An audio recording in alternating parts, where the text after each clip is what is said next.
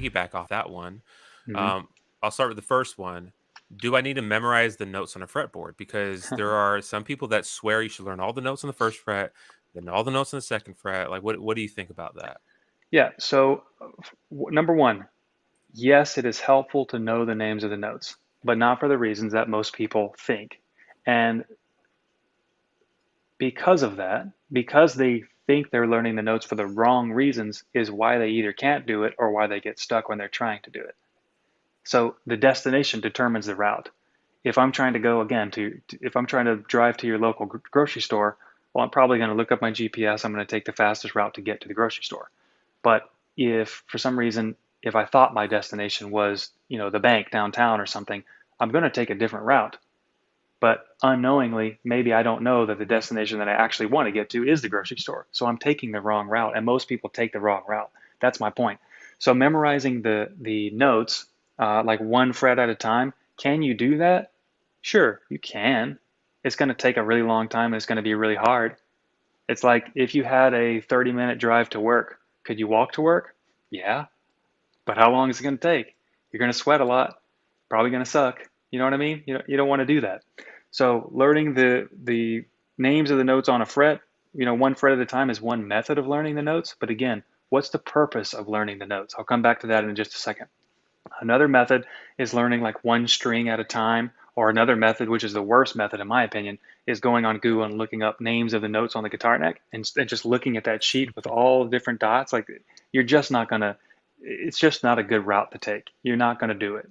So, so before I answer what the purpose of learning the notes are, in my opinion, um, we have a course specifically for this called No Nonsense Notes, which you only have to learn. Um, we have a method where you learn 41.6% less notes, which is almost half, and you learn the whole fretboard. And it's faster than anything else. And the reason is because it goes back to what we talk about when we talk about guitar as a sport, like doing drills and burning things into your mind. What we do essentially is we focus on one string. There's nothing to really remember, right? Um, we talked about memorization earlier, but essentially what we do is we focus on one string at a time and we do drills that get you to bounce around on those particular notes on one string with a rhythm in time in a particular way in a particular order. So you're doing a drill. And by the time you do this, it's like if somebody says the letter B, like boom, your finger goes right there. You don't think about it. That's why you don't have to remember it because you internalize it, you burn it in. And when you do that on all the strings, number one, when you do our method that we're talking about in No Nonsense Notes, you only have to learn, what is that, 60, whatever the inverse of, whatever 41.6 minus 1 is, the positive version of that. So like 58.9? 58, there you go, 58.9%, 58.4 because it was 41.6. Oh, yeah. But anyway, you only have to learn about half of the notes by doing it this way. So anyway, now what is the purpose of learning the notes? And this is the best question, or the ultimate goal, in my opinion, of this, which is people go out there, guitar players go out there and they think that they need to learn all the names of the notes. Why? Why? Why do you think that is? Because it's a daunting fretboard and someone probably told them. Exactly. Because they think they need to. Yeah. There's no other reason than that. Like, oh, I've heard somewhere that I should learn the names of the notes.